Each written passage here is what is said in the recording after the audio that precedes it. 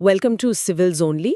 आज हम एक ऐसी खबर पर गौर करने वाले हैं जो थोड़ी कह सकते हैं चौंकाने वाली भी है और गर्व करने लायक भी। क्या आपको पता है कि दुनिया में कुल वन क्षेत्र के मामले में भारत अब 9वें स्थान पर पहुंच गया है। जी हाँ। और इतना ही नहीं, मतलब सालाना वन क्षेत्र बढ़ाने के मामले में भारत दुनिया में तीसरे नंबर पर बना हुआ है, ये भी लगातार। बिल्कुल। ये जानकारी हमें मिली है खाद्य और कृषि संगठन यानी FAO की ताज़ा ग्लोबल फॉरेस्ट रिसोर्सेज असेसमेंट या GFRA 2025 रिपोर्ट से। ये अभी अक्टूबर में ही आई है, 22 अक्टूबर 2025 को, और इसे दुनिया के जंगलों पर सबसे नया और सबसे व्यापक वैश्विक मूल्यांकन माना जा रहा है। हाँ, ये GFRA रिपोर्ट्स काफी विश्वसनीय मानी जाती हैं वैश्विक स्तर पर। तो आज हमारी चर्चा का मकसद यही है कि इस रिपोर्ट की जो मुख्य बातें हैं उनको जरा बारीकी से समझें। मतलब भारत का वन क्षेत्र असल में कितना है, दुनिया के मुकाबले हम कहाँ खड़े हैं, और ये क्यों मायने रखता है, खासकर जब हम जलवायु परिवर्तन क्लाइमेट चेंज की बात करते हैं। तो चलिए इन सब पहलुओं पर थोड़ी गहराई से नजर डालते हैं। बिल्कुल बिल्कुल। इस बातचीत में मेरी कोशिश रहेगी कि जो सोर्सेज हैं उनसे निकली कुछ खास और दिलचस्प बातों को सामने रखूं। और मेरी कोशिश रहेगी कि उन बातों का विश्लेषण करूं, उनको सही संदर्भ में रखूं और उनका महत्व समझाऊं, ताकि हम सब मिलकर इस विषय की एक ठोस समझ बना सकें। तो चलिए शुरुआत करते हैं भारत की वैश्विक स्थिति से। जैसा कि मैंने बताया, GFRA 2025 रिपोर्ट के मुताबिक भारत कुल वन क्षेत्र में दुनिया में 9वें स्थान पर आ गया है। पहले हम 10वीं पर थे, तो ये एक पायदान ऊपर चढ़ना है। जी, एक पायदान ऊपर। और ये भी लगातार तीसरी बार है कि सालाना शुद्ध वन क्षेत्र बढ़ोतरी में भारत दुनिया में तीसरे स्थान पर काबिज है। हाँ, ये भी बहुत महत्वपूर्ण है। और एक और बड़ी बात, भारत अब दुनिया के टॉप 5 कार्बन सिंक्स में भी शामिल हो गया है। रिपोर्ट बताती है कि 2021 से 2025 के बीच भारत के जंगलों ने हर साल करीब 150 मिलियन टन कार्बन डाइऑक्साइड सोखी है। ये काफी बड़ी मात्रा है। बिल्कुल, ये आंकड़े वाकई अहम हैं। देखिए, कुल क्षेत्रफल में 9वें स्थान पर आना अपने आप में एक उपलब्धि है, खासकर भारत जैसे घनी आबादी वाले देश के लिए। लेकिन शायद इससे भी ज्यादा महत्वपूर्ण है सालाना बढ़ोतरी में लगातार तीसरे स्थान पर बने रहना। ये दिखाता है कि भारत सिर्फ अपने मौजूदा जंगलों को बचाने पर ही ध्यान नहीं दे रहा, बल्कि सक्रिय रूप से उन्हें बढ़ा भी रहा है। ये एक सतत प्रयास का नतीजा लगता है। अच्छा। और वो जो कार्बन सिंक वाली बात आपने कही, इसका सीधा सा मतलब है कि हमारे जंगल वातावरण से कार्बन डाइऑक्साइड गैस को खींचकर उसे अपने अंदर, मतलब पेड़ों की लकड़ी, पत्तियों, जड़ों और मिट्टी में जमा कर रहे हैं। ओके। ये प्रक्रिया जलवायु परिवर्तन के असर को कम करने में सीधे तौर पर मदद करती है, क्योंकि CO2 आप जानते हैं एक मुख्य ग्रीन हाउस गैस है, और FAO जो संयुक्त राष्ट्र की एक विशेष एजेंसी है, इस GFRA रिपोर्ट के जरिए हमें ये विश्वसनीय वैश्विक डेटा देती है, जिससे देशों की प्रगति का आकलन हो पाता है। इस डेटा की विश्वसनीयता काफी ऊंची मानी जाती है।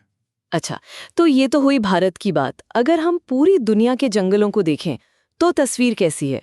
मतलब ग्लोबल लेवल पे क्या चल रहा है? हाँ, वो भी देखना जरूरी है। वैश्विक स्तर पर दुनिया का कुल वन क्षेत्र करीब 4.14 बिलियन हेक्टेयर बताया गया है।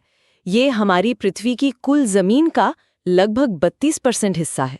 काफी बड़ा एरिया है। जी, लगभग 1/3। हाँ, यानी अगर दुनिया की आबादी में बराबर बांटा जाए तो हर इंसान के हिस्से में करीब आधा हेक्टेयर जंगल आएगा। एक दिलचस्प आंकड़ा ये। क्षेत्रफल के लिहाज से देखें तो यूरोप के पास दुनिया के सबसे ज्यादा जंगल हैं, कुल वैश्विक वनों का 25%। लेकिन अगर हम ये देखें कि किस महाद्वीप का कितना हिस्सा जंगलों से ढका है, तो दक्षिण अमेरिका सबसे आगे है, जहां उसकी करीब आधी 49% जमीन पर जंगल हैं। जी हाँ, अमेज़न के कारण। बिल्कुल।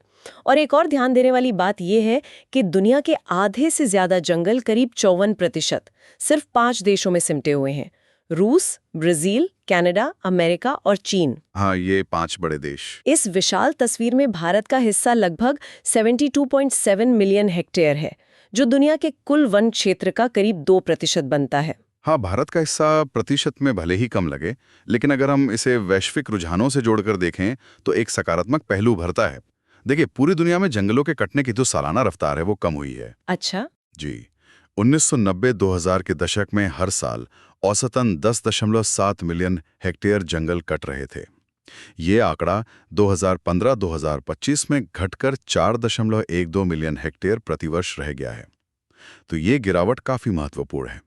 हालांकि चिंता की बात यह है कि जंगल अभी भी कट रहे हैं, मतलब नेट लॉस अभी भी हो रहा है वैश्विक स्तर पर। भारत का जो शुद्ध वन क्षेत्र लाभ है, यानी जितना कटा उससे ज्यादा उगाया गया, वो इसी वैश्विक रुझान से मेल खाता है, बल्कि उससे बेहतर प्रदर्शन कर रहा है। यहाँ ये समझना भी जरूरी है कि जीएफआरए रिपोर्ट वनों को अलग अलग श्रेणियों में बांटती है। हाँ, ये बताइएगा। जैसे एक होते हैं प्राकृतिक रूप से दोबारा उगे जंगल, नेचुरली रीजनरेटिंग फॉरेस्ट्स, और दूसरे होते हैं लगाए गए जंगल, प्लांटेड फॉरेस्ट्स। फिर प्राथमिक वन होते हैं जिनमें इंसानी दखल न के बराबर होता है। अच्छा, एकदम पुराने जंगल जैसे। हाँ बिल्कुल, और मुख्य रूप से देशी प्रजातियां होती हैं। और फिर हैं वृक्षारोपण वन, जैसे कि रबर या यूकेलिप्टस या दूसरी व्यावसायिक लकड़ी के पेड़। भारत की सफलता में, जैसा कि हम आगे देखेंगे, इन लगाए गए वनों और कृषि वानिकी का बहुत बड़ा योगदान है। अच्छा, तो यहीं पर बात और दिलचस्प हो जाती है कि भारत ने ये बढ़ोतरी हासिल कैसे की। आपने लगाए गए वनों का जिक्र किया, इसमें कुछ खास तरह के पेड़ या बागान शामिल हैं क्या? हाँ बिल्कुल। रिपोर्ट के अनुसार बांस और रबड़ के बागानों ने इसमें खास भूमिका निभाई है। दुनिया भर में बांस का कुल अनुमानित क्षेत्र 30.1 मिलियन हेक्टेयर है और इसका लगभग 70% यानी 21 मिलियन हेक्टेयर से ज्यादा अकेले एशिया में है। जी। अब इसमें से भारत का हिस्सा सुनिए, 11.8 मिलियन हेक्टेयर। ये तो बहुत बड़ा आंकड़ा है। बहुत बड़ा, लगभग आधा एशियाई बांस क्षेत्र भारत में है। वाकई 1990 से 2025 के बीच दुनिया में बांस का क्षेत्र 8 मिलियन हेक्टेयर से ज्यादा बढ़ा और इसका मुख्य श्रेय चीन और भारत को जाता है। सही बात है। इसी तरह रबड़ के बागानों को देखें तो भारत दुनिया में 5वें स्थान पर है। हमारे यहाँ करीब 831,000 हेक्टेयर में रबड़ के बागान हैं, जो वैश्विक कुल 10.9 मिलियन हेक्टेयर का एक महत्वपूर्ण हिस्सा है। ये लगाए गए वन तो हैं ही, लेकिन एक और चीज है जिसने भारत की तस्वीर बदलने में मतलब जबरदस्त भूमिका निभाई है, वो है कृषि वानिकी, यानी एग्रो फॉरेस्ट्री। अच्छा, एग्रो फॉरेस्ट्री। हाँ, ये जानना काफी दिलचस्प है कि एशिया का लगभग 100% कृषि वानिकी क्षेत्र, करीब 39.3 मिलियन हेक्टेयर, सिर्फ भारत और इंडोनेशिया में केंद्रित है। ओह, 100%? लगभग 100% एशियाई क्षेत्र का। और ये दुनिया के कुल कृषि वानिकी क्षेत्र, जो लगभग 55.4 मिलियन हेक्टेयर है, का करीब 70% हिस्सा बनता है। बाप रे, ये कृषि वानिकी है क्या असल में, मतलब सरल शब्दों में? देखिए, कृषि वानिकी को सरल शब्दों में समझें तो इसका मतलब है कि किसान अपनी खेती की जमीन पर फसलें उगाने या पशु पालने के साथ साथ पेड़ और झाड़ियां भी लगाते हैं।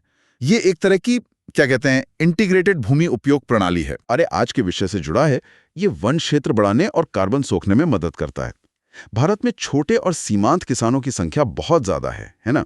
हाँ, बहुत ज्यादा। और उनके लिए कृषि वानिकी एक बहुत कारगर रणनीति साबित हुई है। ये भारत की वन वृद्धि कहानी का एक अहम चैप्टर है। तो मतलब ये हुआ कि एक तरफ तो हम पेड़ लगा रहे हैं, कृषि वानिकी को बढ़ावा दे रहे हैं, लेकिन दूसरी तरफ जंगलों की कटाई भी तो होती होगी, लकड़ी की जरूरतें भी तो है हमारी।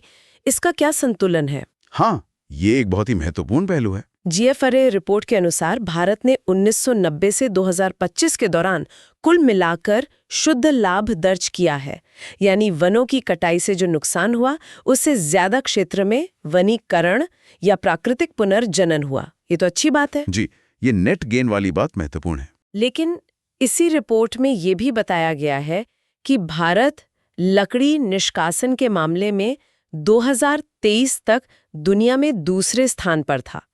हमारे यहाँ से दुनिया की कुल लकड़ी निष्कासन का 9% हिस्सा आता है। ये लकड़ी निष्कासन क्या है? हाँ, लकड़ी निष्कासन का मतलब है जंगल से काटी और हटाई गई लकड़ी। इसमें इमारती लकड़ी टिम्बर और जलाऊ लकड़ी फ्यूल वुड दोनों शामिल हैं। अच्छा, तो ये एक मतलब विरोधाभास जैसी स्थिति लगती है। एक तरफ वन क्षेत्र बढ़ रहा है, दूसरी तरफ लकड़ी का निष्कासन भी बहुत ज्यादा है, दुनिया में दूसरे नंबर पर। देखिए, ये विरोधाभास नहीं बल्कि एक जटिल संतुलन का मुद्दा है, और यहीं पर वो कार्बन संतुलन और सिंक वाला पहलू और ज्यादा महत्वपूर्ण हो जाता है। हाँ। जैसा हमने पहले बात की, वैश्विक स्तर पर जंगल एक शुद्ध कार्बन सिंक हैं, यानी वे उत्सर्जन से ज्यादा कार्बन सोखते हैं। 2021-25 के दौरान जंगलों ने सालाना 3.6 गीगा टन CO2 सोखी। ओके।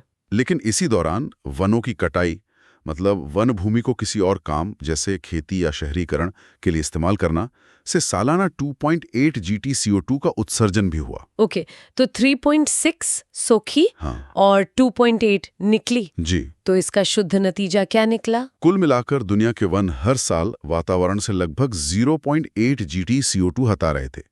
अब यहाँ एक थोड़ी चिंताजनक बात यह है कि ये मात्रा एक दशक पहले, जब ये लगभग 1.4 GT CO2 प्रति वर्ष थी, के मुकाबले काफी कम हो गई है, लगभग आधी। ओह, ये तो चिंता की बात है। हाँ, इसका मतलब है कि वैश्विक स्तर पर जंगलों की कार्बन सोखने की क्षमता पर दबाव बढ़ रहा है। या तो कटाई बढ़ रही है या फिर जंगलों की सेहत ठीक नहीं है। अगर हम क्षेत्रीय स्तर पर देखें तो यूरोप सालाना 1.4 GT CO2 सोखकर और एशिया 0.9 GT CO2 सबसे मजबूत कार्बन सिंक बने हुए हैं। और एशिया के इस प्रदर्शन में भारत का योगदान काफी अहम है। जैसे आपने बताया, भारत सालाना 150 मिलियन टन CO2 हटाकर दुनिया में 5वें स्थान पर है। हाँ, 150 मिलियन टन। रिपोर्ट ये भी कहती है कि एशिया के कुल कार्बन निष्कासन में जो बढ़ोतरी हुई है, उसका एक बड़ा कारण भारत का प्रदर्शन और साथ ही पूरे क्षेत्र में वनों की कटाई से होने वाले उत्सर्जन में आई कमी है। अच्छा। लेकिन यहीं पर वो सवाल उठता है जिसका आपने जिक्र किया, लकड़ी निष्कासन की इतनी ऊंची दर और वन क्षेत्र को एक प्रभावी कार्बन सिंक बनाए रखने के बीच संतुलन कैसे साधा जाए? क्या हम जो पेड़ लगा रहे हैं वो उतनी ही तेजी से कार्बन सोख पा रहे हैं जितनी लकड़ी निकाली जा रही है? क्या लगाए गए वन प्राकृतिक वनों जितनी कार्बन सोखने की क्षमता रखते हैं? ये ऐसे सवाल हैं जिन पर लगातार निगरानी और रणनीतिक सोच की जरूरत है। ये सुनिश्चित करना होगा कि लकड़ी का निष्कासन टिकाऊ हो और वन पारिस्थितिकी तंत्र पर नकारात्मक प्रभाव न डाले। ये वाकई सोचने वाली बात है। चलिए, अब थोड़ा भारत के अंदर की स्थिति पर नजर डालते हैं। GFRA तो वैश्विक रिपोर्ट है, लेकिन हमारे अपने आंकड़े क्या कहते हैं? ISFR रिपोर्ट्स आती हैं हमारी, और सरकार इस दिशा में क्या कर रही है? हाँ, लोकल पिक्चर भी जरूरी है। भारत की अपनी भारत वन स्थिति रिपोर्ट यानी ISFR 2023 के अनुसार देश का कुल वन और वृक्षावरण फॉरेस्ट एंड ट्री कवर मिलाकर करीब 8,09,537 वर्ग किलोमीटर है। ये देश के कुल भौगोलिक क्षेत्र का लगभग 24.62% है। जी। इसमें से अगर हम सिर्फ वन क्षेत्र फॉरेस्ट कवर की बात करें, जो ज्यादा सघन होता है, तो वो 7,15,343 वर्ग किलोमीटर है, यानी देश के भौगोलिक क्षेत्र का 21.76%। तो लगभग 22%। हाँ, क्षेत्रफल के हिसाब से देखें तो सबसे ज्यादा वन क्षेत्र वाले टॉप 3 राज्य हैं मध्य प्रदेश, फिर अरुणाचल प्रदेश और फिर छत्तीसगढ़। जी, ये ट्रेडिशनल फॉरेस्ट रिच स्टेट्स हैं। बिल्कुल, और हमें मैंग्रोव वनों का भी जिक्र करना चाहिए, जो तटीय पारिस्थितिकी तंत्र के लिए बहुत महत्वपूर्ण है ना? हाँ बिल्कुल, बहुत जरूरी। भारत में लगभग 4,992 वर्ग किलोमीटर में मैंग्रोव फैले हैं, खासकर अंडमान और निकोबार द्वीप समूह, गुजरात, महाराष्ट्र और पश्चिम बंगाल के सुंदरबन में। इसके अलावा जैव विविधता संरक्षण के लिए हमारे पास एक बड़ा नेटवर्क है। 106 राष्ट्रीय उद्यान है, 573 वन्यजीव अभयारण्य हैं और भी कई तरह के संरक्षित क्षेत्र हैं। हाँ, ये घरेलू आंकड़े GFRA के निष्कर्षों को पुष्ट करते हैं। और ये सफलताएं, जैसा आपने कहा, हवा में नहीं मिली हैं। इनके पीछे ठोस सरकारी नीतियां और कार्यक्रम हैं। हाँ, वो कौन से हैं? उदाहरण के लिए 2025-26 के केंद्रीय बजट में पर्यावरण, वन और जलवायु परिवर्तन मंत्रालय MOEFCC के लिए आवंटन बढ़ाया गया। इसे 3,412.82 करोड़ रुपए किया गया, जो पिछले साल के संशोधित अनुमान से 9% ज्यादा है। तो ये दिखाता है कि सरकार इस क्षेत्र को प्राथमिकता दे रही है। अच्छा, बजट बढ़ाया है। जी। फिर कुछ प्रमुख राष्ट्रीय मिशन और कार्यक्रम हैं, जैसे राष्ट्रीय हरित Bharat mission, national mission for green India GIM। ये भारत की राष्ट्रीय जलवायु परिवर्तन कार्य योजना के तहत 8 मिशनों में से एक है। हाँ, GIM का नाम सुना है। GIM का लक्ष्य सिर्फ पेड़ लगाना ही नहीं, बल्कि 5 मिलियन हेक्टेयर वन वृक्ष आवरण को बढ़ाना और अन्य 5 मिलियन हेक्टेयर वन क्षेत्र की गुणवत्ता में सुधार करना भी है। साथ ही ये इकोसिस्टम सर्विसेज जैसे पानी, मिट्टी संरक्षण, इनको बेहतर बनाने और वन निर्भर समुदायों की आजीविका का समर्थन करने पर भी ध्यान केंद्रित करता है। मतलब काफी व्यापक लक्ष्य है इसके। बिल्कुल। इसी तरह राष्ट्रीय वनीकरण कार्यक्रम नेशनल एफॉरेस्टेशन प्रोग्राम NAP है, जो विशेष रूप से बिगड़े हुए वन क्षेत्रों, डिग्रेडेड फॉरेस्ट्स और उनके आसपास के इलाकों के पुनर्जनन पर केंद्रित है। इसे लागू करने के लिए एक विकेंद्रीकृत मतलब डिसेंट्रलाइज्ड व्यवस्था बनाई गई है, जिसमें राज्य स्तर पर SFTA, जिला स्तर पर FTA और गांव स्तर पर JFMCs यानी संयुक्त वन प्रबंधन समितियां शामिल हैं। ये जमीनी स्तर पर समुदायों की भागीदारी सुनिश्चित करता है। हाँ, लोगों की भागीदारी जरूरी है इसमें। बिल्कुल। और हाल के वर्षों में सरकार ने जन भागीदारी पर और भी जोर दिया है। Mission life, lifestyle for environment, इसका मेरी लाइफ पोर्टल और अभी हाल ही में एक पेड़ माँ के नाम जैसी पहल लोगों को पर्यावरण के अनुकूल जीवन शैली अपनाने और वृक्षारोपण जैसी गतिविधियों में सक्रिय रूप से भाग लेने के लिए प्रेरित करती हैं। हाँ, ये इनिशिएटिव्स काफी चर्चा में रहे हैं। जी, तो ये सब मिलकर दिखाता है कि जब एक मजबूत राष्ट्रीय प्रतिबद्धता, ठोस कार्यक्रम और जन भागीदारी का संगम होता है तो सकारात्मक परिणाम मिलना संभव है।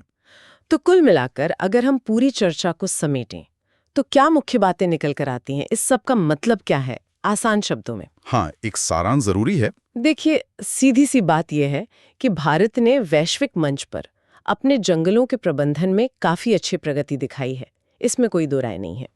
कुल वन क्षेत्र में दुनिया में 9वीं रैंक पर आना, सालाना बढ़ोतरी में 3री रैंक बनाए रखना और दुनिया के टॉप 5 कार्बन सिंक में शामिल होना, ये सब मतलब छोटी उपलब्धियां नहीं है। बिल्कुल नहीं। खासकर जो लगाए गए वन हैं जैसे बांस, रबड़ और खास तौर पर कृषि वानिकी, इसमें जो सफलता मिली है वो सरकारी नीतियों और जमीनी स्तर पर हो रहे कामों के साथ मिलकर इस सकारात्मक दिशा को मजबूती दे रही है। बिल्कुल सही कहा आपने। ये तस्वीर निश्चित रूप से उम्मीद जगाती है, लेकिन जैसा हमने बीच में बात की थी, आगे की राह चुनौतियों से खाली नहीं है। एक तरफ हमें अपनी विकास जरूरतों के लिए लकड़ी चाहिए, जिसका निष्कासन बहुत ज्यादा है। दुनिया में दूसरे नंबर पर हैं हम। हाँ, वो संतुलन वाली बात। भाई, दूसरी तरफ हमें अपने वनों की कार्बन सोखने की क्षमता को न सिर्फ बनाए रखना है, बल्कि बढ़ाना भी है। इस संतुलन को साधना एक बड़ी चुनौती है। एक और पहलू है लगाए गए वनों और प्राकृतिक वनों का। देखिए, लगाए गए वन, खासकर एक ही प्रजाति के पेड़ वाले बागान जिन्हें मोनोकल्चर कहते हैं, वो शायद उतनी जैव विविधता, बायोडाइवर्सिटी का समर्थन नहीं करते जितने प्राकृतिक मिश्रित वन करते हैं। अच्छा, ये भी एक पॉइंट है। तो हमें ये भी देखना होगा कि वन क्षेत्र बढ़ाने के साथ साथ हम वनों की गुणवत्ता और जैव विविधता को कैसे बनाए रखें और इन सभी प्रयासों को लंबे समय तक टिकाऊ कैसे बनाया जाए, ये भी एक अहम सवाल है। इन आंकड़ों, रुझानों और चुनौतियों को समझना हम सबके लिए जरूरी है। ये हमें न सिर्फ वैश्विक जलवायु परिवर्तन के खिलाफ लड़ाई में भारत की भूमिका को सही ढंग से आंकने में मदद करता है, बल्कि ये भी दिखाता है कि संरक्षण और विकास साथ साथ कैसे चल सकते हैं अगर सही नीतियां और प्रयास हों। और अंत में हमेशा की तरह हमारे श्रोताओं के लिए एक सवाल छोड़ जाते हैं जिस पर वो खुद विचार कर सकते हैं। हमने देखा कि लगाए गए वनों और कृषि वानिकी ने भारत को काफी सफलता दिलाई है वन क्षेत्र बढ़ाने में। तो अब अगला कदम क्या होना चाहिए? क्या हमें भारत के प्राकृतिक यानी असली पुराने वन पारिस्थितिकी तंत्र, नेचुरल प्राइमरी फॉरेस्ट इकोसिस्टम्स को बढ़ाने और उन्हें और समृद्ध करने पर ज्यादा ध्यान देना चाहिए? या फिर क्या मिशन लाइफ जैसी पहले, जिनसे आम नागरिक जुड़ते हैं, व्यक्तिगत स्तर पर किए गए छोटे छोटे प्रयास मिलकर इन राष्ट्रीय वन आंकड़ों को और बेहतर बनाने में वाकई कोई बड़ी सिग्निफिकेंट भूमिका निभा सकते हैं? इस पर सोचिएगा जरूर।